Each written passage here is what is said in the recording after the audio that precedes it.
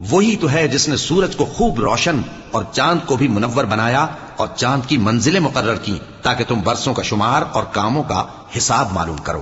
یہ سب کچھ اللہ نے تدبیر سے پیدا کیا ہے، سمجھنے والوں کے لیے وہ اپنی آیتیں کھول کھول کر بیان فرماتا ہے۔ رات اور دن کے ایک دوسرے کے پیچھے آنے جانے میں اور جو چیزیں اللہ نے آسمان اور زمین میں پیدا کی ہیں سب میں ڈرنے والوں کے لیے نشانیاں ہیں۔ جن لوگوں کو ہم سے ملنے کی توقع نہیں اور دنیا کی زندگی سے خوش اور اسی پر مطمئن ہو بیٹھے اور ہماری نشانیوں سے غافل ہو رہی ہیں، ان کا ٹھکانہ ان اعمال کے سبب جو وہ کرتے ہیں دوزخ ہے۔